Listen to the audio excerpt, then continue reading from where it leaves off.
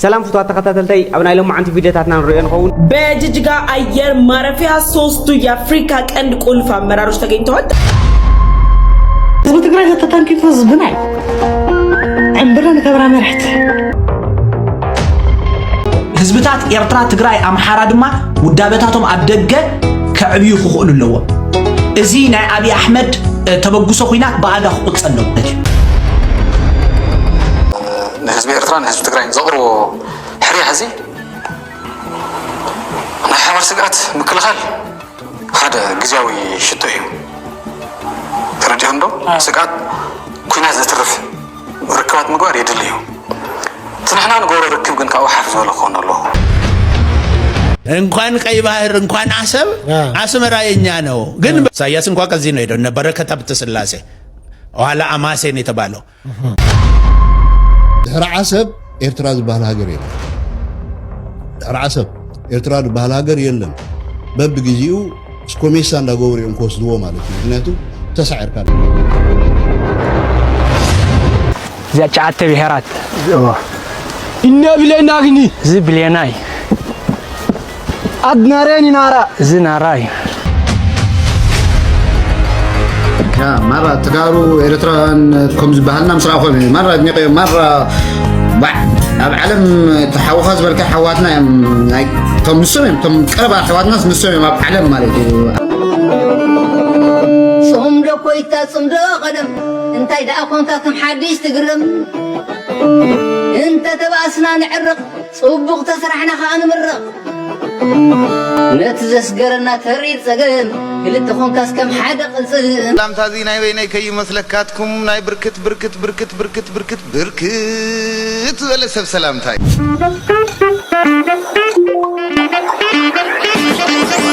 بتخونا فتوات كبرات تقاتلتين تجارو إيرتراوين حواتي انترئنو مثلكم فقري تانكيو ناول حزون أب مدباتي أب تحسداتي زلكم رئيتو حساب اندحرها اللي أوكم ينتحف اللي حزون نزقاتي حدش اندحرها لكم سبسكرايب مقاركي تزنقوا عليها لكم نابزو نايلم عن فيديو تاتنا لإساي سنايت عنحيد بيس سلام سلام عني يوردل سلام أولي علم بعلمه سلام يوردل هاجرنا سلام انتقينا علم بعلمه نحنا نقصن من أسي قصن عديتا نقصن أبوتا تقصن إزقابير أملاق بعلمه محرته وردل ኤርትራ ዓሌትን ሃይማኖትን ከም ዘይመቃቅለተ ገሊጹ ኣብ ኤርትራ ዘሎ ማሕበራውን ሃይማኖታውን ብዙሕነት ናይታ ሃገር ጸጋምበር ከም ስጋእ ዝሕሰብ ከም ዘይኮነ ሚኒስትር የማጽኦ ጽሑፍ ገሊጹ ኣብ ሻቤት ዝተሓተመ ጽሑፍ ምርኩስ ብምግባር ዝወፀ መግለጺ ኣብ ኤርትራ ዘሎ ሃይማኖታውን ብሔራውን ፍልልያት ኣብ ሓድነት ናይታ ሃገር ልዑል ኣስተዋጽኦ ዝጻወት እምበር ነታ ሃገር ኣብ ምክፍፋል ዝውዕል ከም ዘይኮነ ሓቢሩ ኣብ ብዙሓት ሃገራት ከም ጸገም ዝሕሰብ ፍሉይ ብሔራትን ሃይማኖትን ጸረ ሓድነት ምዃኑ ዝሕበር ኮይኑ ኤርትራ ካብቲ ጸገም ዝወፀት ምዃኑ እውን እቲ መልእኽቲ ብተወሳኺ ይሕበር ህዝብታት ኤርትራ ትግራይ ኣምሓራ ድማ ውዳበታቶም ኣብ ደገ ከዕብዩ ክኽእሉ ኣለዎም እዚ ናይ ኣብይ ኣሕመድ ተበግሶ ኩናት ብኣጋ ክቁፅል ኣለዎ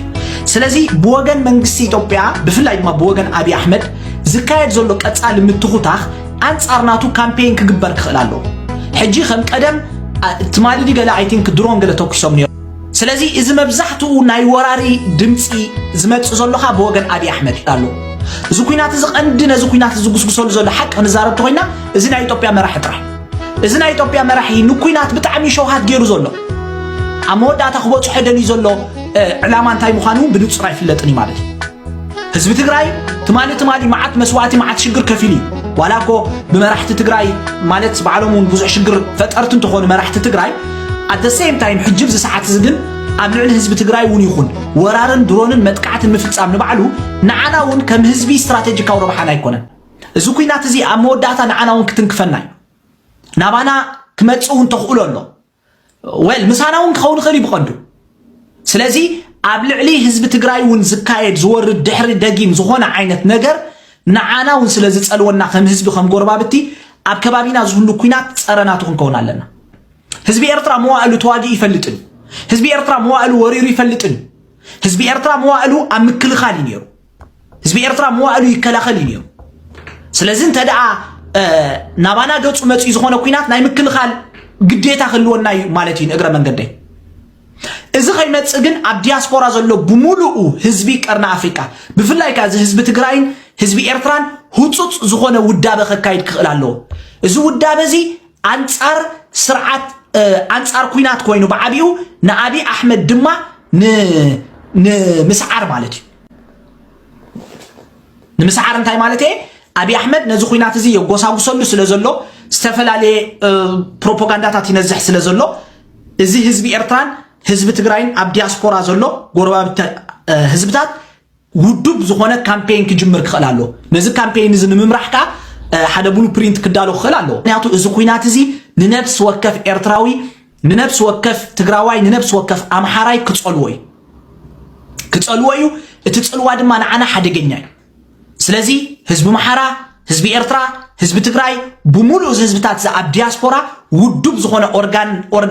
أورغانايز بزخونه كامبين كجمر خلالو تمالي زي تجبر جيجا لو مخد الجميع يقولون قبل على حزب تجراي زقات مزخونه يخون نجارون ده العج السق إلنا أيكن رئنينا يا مالتي نمنتاي نعنا قد تاسلت سألونا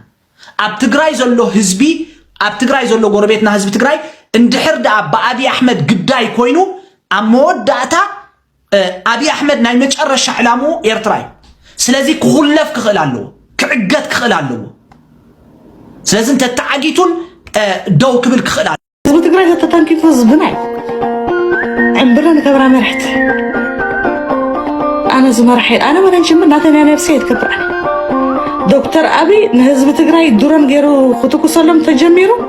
أبز عمره خنا حصرينا ناس بملحسنا كنا إحنا غنبالين we are تجرينيا ويدا كلتا بتنح حسب تخزبو خينا زب تجرينيا دي سامع خينا ما أقول نهزب تجراي حزب تجراي كم تجراي ما راح تدخل سلازي أقول حزب تجراي يدخل أنا شنو تجراي قد مواز أفطرلو እግዚአብሔር አምላክ ወይ እንደይ ዝዝ በሐበሻ ማዓሲ ለቢ መኻብኪናት ወፂ ኢትዮጵያውያን ከም ኢትዮጵያውያን ሃገርኩም ሒስኩም ከፍቱልና መሬትና ditመጽና በቃ ደይንትንኩፈኩም ንኾነሉ ግዜ እንድዕየም ጸምር ንሕና ፍልስጤም እስራኤል ኮይና ደተፈለጥና ፍልስጤም እስራኤል ደዕርፍኪና ባህር مش حاجه መካ ተጋሩ ሕዋትና ከም ምኻኑ 2018 ፈሊጥ ትግሪና ከማና ከም ዝነበሩ እንታይ ይዛረባልና ኣድማ ሕጂ ኣይትፈልጥ ኒሃ ነርካ ኣነ ፈጦም ነራ ላለ ካሎ ቅዱስም ከላ ኣነ ፈጦም ነረ ትግሪና ከማና ከም ዛረቡ ነበሩ እቲ ታሪኹ ምስ ረኣኹ ይገሪምና ኣነ 2018 ላብቲ ኩናት ነበሩ ኦኬ ያ ማራ ተጋሩ ኤርትራን ከም ዝበሃልና ምስ ረኣኹ ማራ ድኒቀዮ ማራ ኣብ ዓለም ተሓውኻ ዝበልካ ሓዋትና እዮም ቶም ንሶም እዮም ቶም ቀረባ ኣሕዋትና ንሶም እዮም ኣብ ዓለም ማለት እዩ ኣብ ዓለም ለኻዊ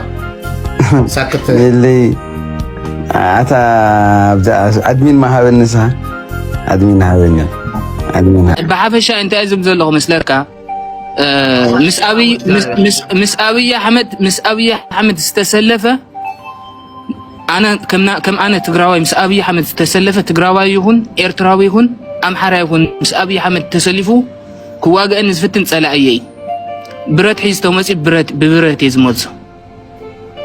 ተረዲእካ ኣሎ ማንም ትግራይ ክርድእ ኣለዎ እዚ ቅድሚ ሕጂ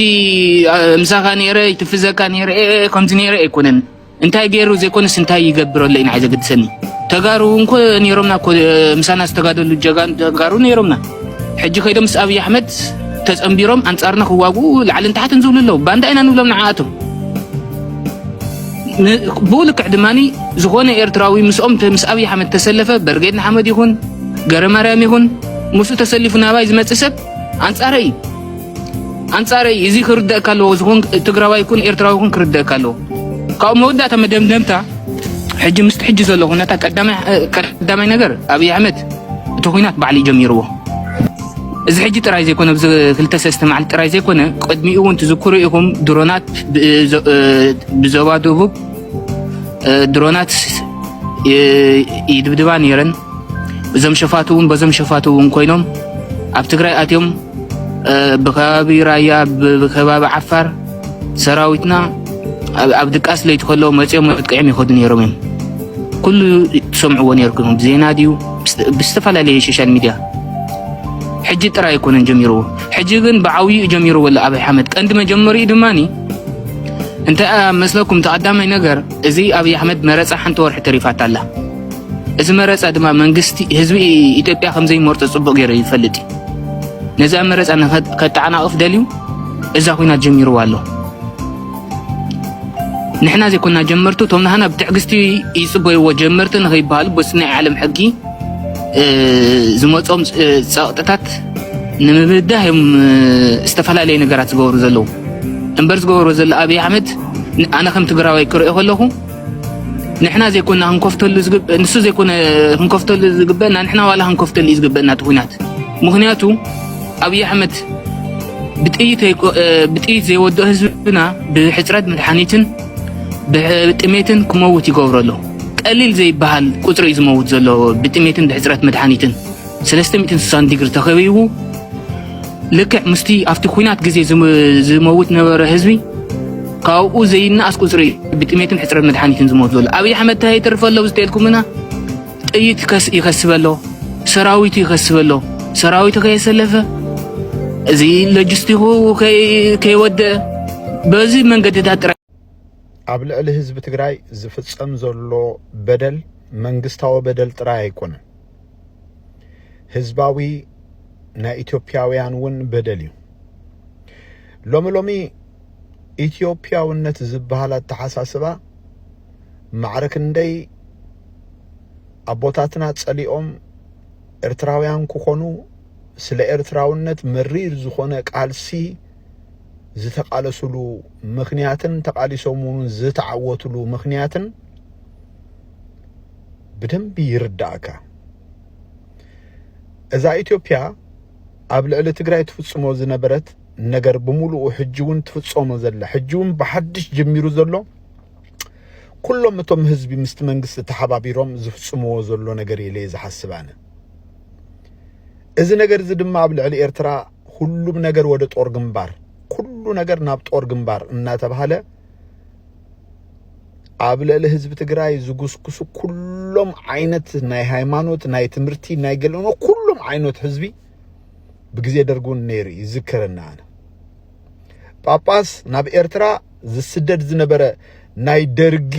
ሰራዊት ባሪኾም ሰዱ ነይሮም ልክ ኣብ ልዕሊ ትግራይ ዝተፈጸመ ዝዓይነቱ ማለት እዩ بحقي نزي ኣብ ልዕሊ ትግራይ ዝተፈጸመ ነገር ምስራኹ ኣብ ልዕሊ ህዝቢ ኤርትራ ዝተፈጸመ ነገር ዋላ በእዛና ዘይሰማዕና እዩ ኣብ ኢትዮጵያ ተወሊድና ዝዓበና በደንቢ ሎሚ እንታይ ከም ዝመስል እንታይ ዓይነት ግፍዕን መከራን ኣብ ልዕሊ ህዝቢ ኤርትራ ወሪዱ በደንቢ ይበረሃልካ ብዙኾነ ግን እንታይ ክብል ደለ መስልኩም እዛ ኤርትራውነት ካብ ኢትዮጵያውነት ፈልያ ሰላም ስለ ዝሃበትና ጥራይ ንዘል ዓለም ከቢራ ክትነብር ኣለዎ ኢለ ዝሐስብ ኣብ ልዕሊ ህዝቢ ትግራይ ከኣ ሕጂ አብይ አሕመድ ኩናት ይጅምራሉ ነዚ ዝጅምሮ ዘሎ ኩናት ድማ ሕጂውን ህዝቢ ኢትዮጵያ ህዝብ ትግራይ እዚ ሁሉ መከራ ወሪድዎስ ሕጂ ከኣ ከምዚ ዓይነት ነገር አይግብኦን እዩ አይበሉን ስቅ ኢሎም የም ጥፋቱ ሲደልዮም ማለት እዩ ብዙኾነ ግን ፉሊ ዝገብሮ ነገር ድማ ብዙሓት ተጋሩ ከኣ መስብል ጽግና ኮይና ህወሓት ክንጥፍ ምባሎም ድማ ዘገርም ነገር እዩ ማለት እዩ ኣብ ኤርትራ አንድነት ይሕሸና ዝብሉ ኔሮም በሃል አይ ከም ተጋሩን ውይ በስማዓ እንድዒ አይመስለን ምክንያቱ በዓል ጻርቃን በዓል ጌታቸው በዓል መንጋግ በዓል ወደንጥሩ በዓል እዞም ብዙሓት ተጋሩዮም ካብት ቅድሚ ሕጂውን ናይ ኩናት ትግራይ ክጅመር ከሎ ብዙሓት ተጋሩዮም ኣብ ጎና አብይ አሕመድ ኮይኖም ጥፍኣት ትግራይ ዘሳስዩ ዝነበሩ ሕጂ ከኣ ዝበዝሑ ምስ ብልጽግና ዝኾኑ ሰባት ኤርትራ ከም ሃገር ክትቅጽል ዘይደልዩ ኣብ ልዕሊ ህዝቢ ኤርትራውን ከምቲ ኣብ ትግራይ ተፈጸመ ግፍዕ ክፍጸም ዝደልዩ ብዙሓት ተጋሩ ከም ዘለውን ይርኢ የስተውዕል يحمق يصبق هاجرنا إن أبغون هاجرنا مخان قال منم أمبارات إلا إيرتران زال عالم تنبر ህዝቢ ኤርትራን ህዝቢ ትግራይን ዘቕርቦ ሕርያ ሕዚ ናይ ሓባር ስግኣት ምክልኻል ሓደ ግዝያዊ ሽቶ እዩ ተረዲኦም ዶ ስግኣት ኩናት ዘትርፍ ርክባት ምግባር የድል እዩ እቲ ንሕና ንገብሮ ርክብ ግን ካብኡ ሓፍ ዝበለ ክኾን ኣለዎ ስትራቴጂክ ርክብ ይኾን ዘለዎ እዩ ስትራቴጂክ ርክብ እንታይ ማለት እዩ ፌደሬሽን ሓደ ኣማራፂ እዩ ኮንፌደሬሽን ካሊእ ኣማራፂ እዩ ኤርትራ ላዕላዊት ሃገር እያ ሓቀይ ላዕላዊት ሃገር እያ ምንም ሕቶ የለን ኣብ ዓለም ኣብ ባይቶ ፀጥታት ተመዝገበት ዓዲ እያ ላዕላውነት ዘለዋ ዓዲ እያ ትግራይ ከምኡ ክትኮን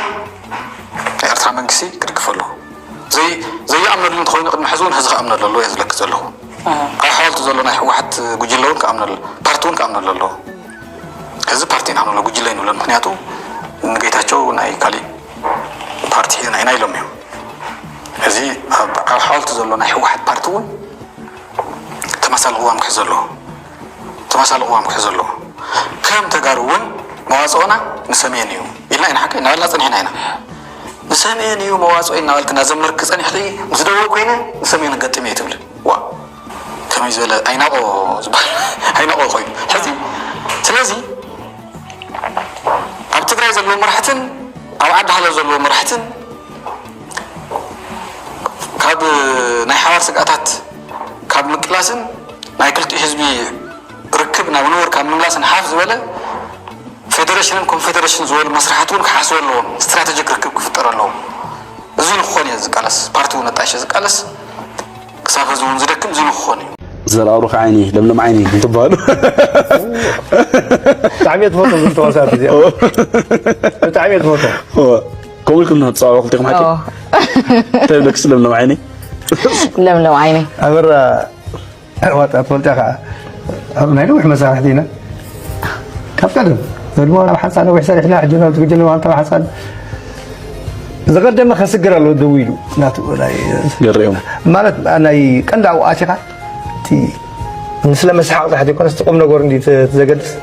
لم تبال أفتا قريو من أدو قينا صار بزحنا قريو باللجأتنا ترى أزيا أدياسا كنديا تصور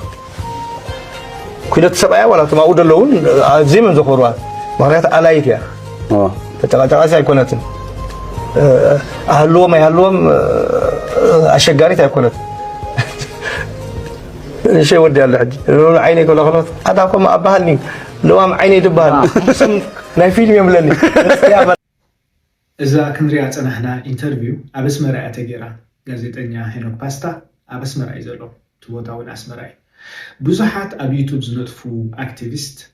فيلم تات ناي تجراي أبي إرترا أير نيو كل يوجد خبز سمعنا لنا سنة طبب دوب يقولون أنا أقول لك زي زبلوي بزحات سنة طبب نياتها أمنو لحكي إزخاء علم تأمنو لحكي سنة طبب دوب يقولون نهال لخا أبزعبا قريئون كزار وتأليحهم أبس مرأي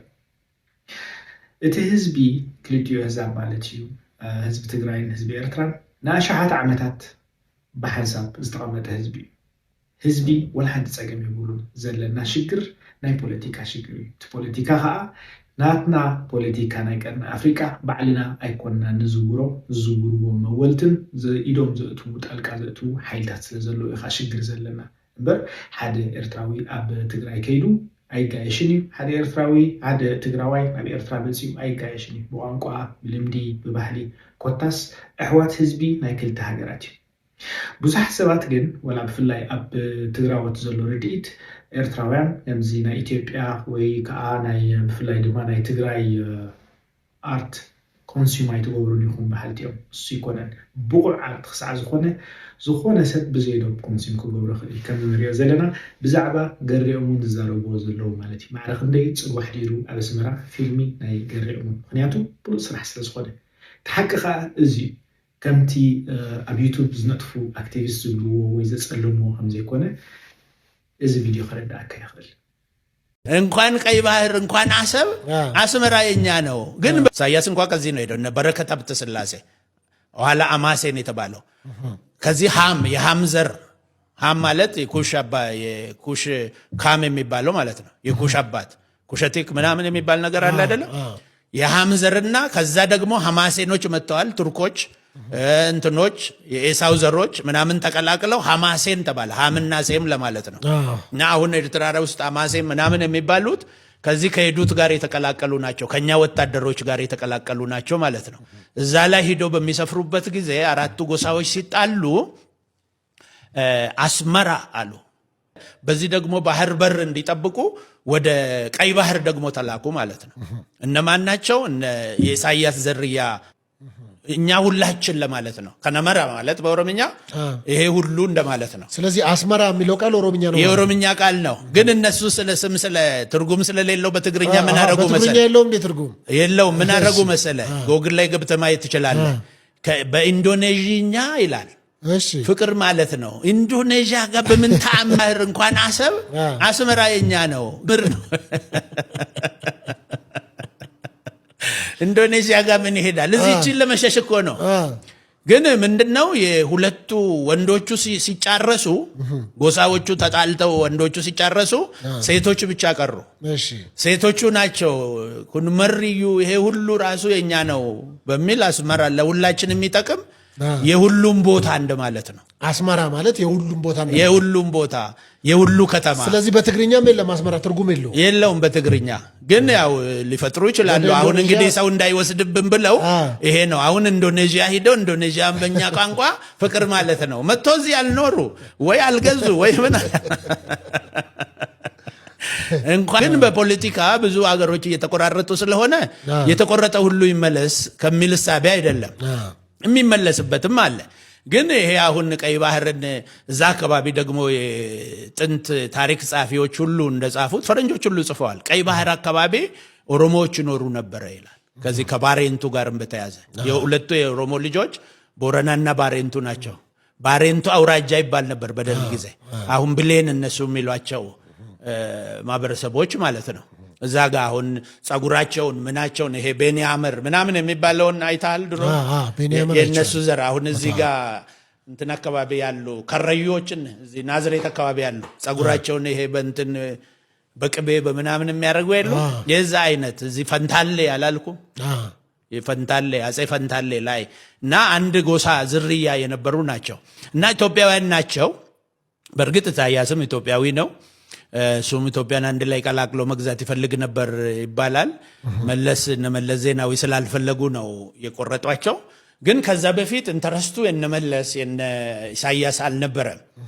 የነጮች የአረቦች ፍላጎት ነው የነበረው እና አንድ መጽሐፍ በጣሊያን ወረራ ጊዜ የአፄ ኃይለሥላሴ አማካሪ ጆን ስፔንሰር የሚባል አሜሪካዊ ነበረ። ጆን ስፔንሰር አንድ መጽሐፍ ጽፏል። ኢትዮጵያ አት ባይት የሚል በአማርኛ ሲተረጎም ጥርስ የገባች ሀገር። ባይት ማለት መብላት በጥርስ መንከስ ነው እና እየተነከሰች ያለች ኢትዮጵያ ከላይና ከታች ብሎ መጽሐፍ ጽፈዋል። ከታች ኡጋዴን ሶማሌን ይዘው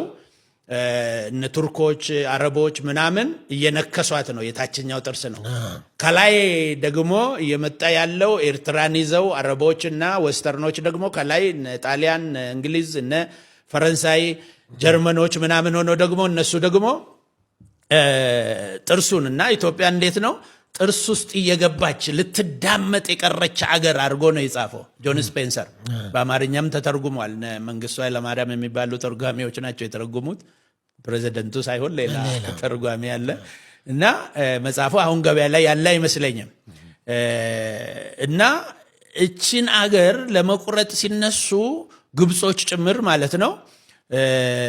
ለነ ኢሳያስ ቦታ በመስጠት ለነ ኢሳያስ ጦር መሳሪያ ገዝቶ በመስጠት እነሱም በማዋጋት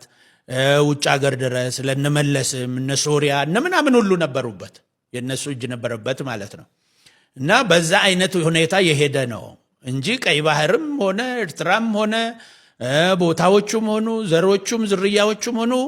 አንድ ነን ማለት ነው። እዚያ ጫዓተ ብሔራት እነ ብሌና ግኒ ዝ ብሌናይ አድናሬን ናራ ዝ ናራይ አና ረሻይዲ ዚ ረሻይዳይ አኑ አፋርኪኛው ዝ አፋርታይ አነ ትግርኛይ ዝ ትግርኛይ ዳዌት ብዳዋባ ዝ ብዳዌት አኑ ሳሆይ ታኪዮ ዝኻ ሳሆይ አባ ኩናማ ዝኻ ብኩናማ ናቶኻ ኩናማ أنا تجري أنا زخات تجري واو مبحث زياد شعت بهرات بان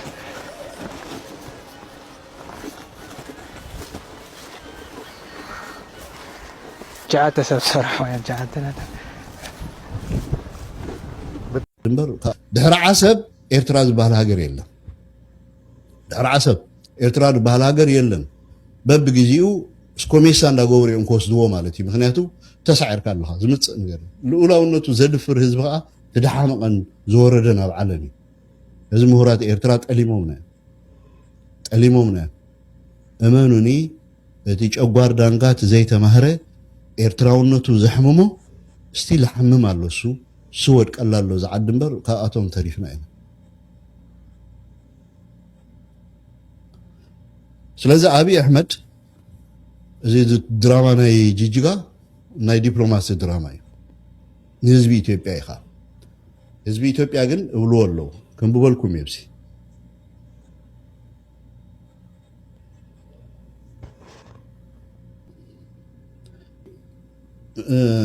نحيل بحري إثيوبيا I mean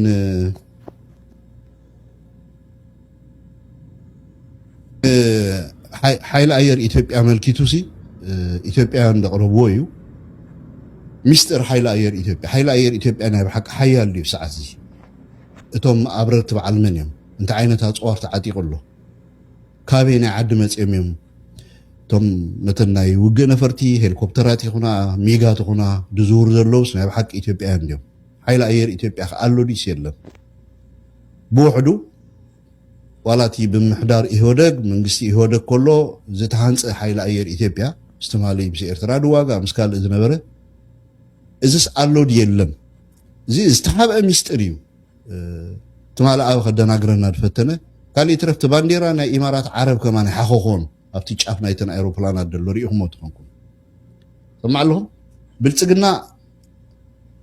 أير هايلون كتقطعت رجمرو كما توبت أسن السهوات يدبل بالتقنا هايل أير إثيوبيا ملو بملو حبزو قطعت أرو مرداسة زي جنرال يلما مرداسة حبزو قطعت أرو ودو أروميو كابتن نورو زودو قص أتسيئ أبز درجة زبسي حيالي بروباغاندار سرحيل بمجمع درجة أبت محدرة دك تجري نيروم أم حارو ببزحت نيرومو دك أوروما نيرومو دك خالق دك دهو إثيوبيا خا ببزحت نيروم بمويهم بتمكرهم بعقل قلتهم أبت حيل أير بسرح ماله أبا خبز مسي جميروجن مسرته وصور نقل بهراو تواصل خمانات حساسه ملو بملو لومي 100% حيل أير إثيوبيا أبررتو تكنيشاناتو ألون تخينهم بفلاي كابتي يلما مرداسة جميرو بمولهم تمام ستاف دلو يخونو ناي بررا اوبريشن حلفت ناي زمتش حلفت قال بمولهم دق اوروميهم كاب اوروميهم تيوم جاتهم كاب بمولهم تمكرو دي بلوميهم هذا زي يلما مرداسة دبلو تدي كوينو كالوت كاب شامبل درجة معرق زلوهم هذا خلت زي فلاي دغورو تزي كوينهم يلون يدبل اير هايلون بفصم زرنينت وغنتينت ياتقاو نو يلو هايل اير ኢትዮጵያ بمولو بزرنينتن وغناونتن ستقعي يا أمارنا يتقرأي تولى جامراروش بايلوتوش بماغلقل بماسادر كزالفو لأسر سدت بمدارق الراش كدرجتون ديوت وادرقوات شوالي دول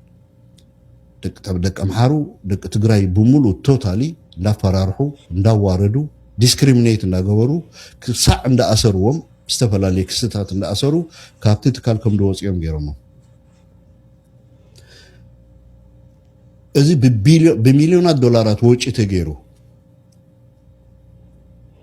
تتخيلوا زنبرة جز زيف قال زخانة حيل أير إثيوبيا كابت جزية حيل سلاسي جمير خساف حجي زنبرو زنان كبرن أوريدو لومي بمرسنريس بجنزب استجزو سعدو جيرو يوم حضروا الليل نعم النتيل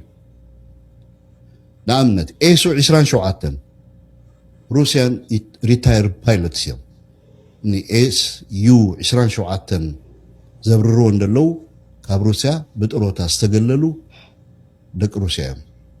جروب 120 باراغواي كاب أرجنتينا ندمصو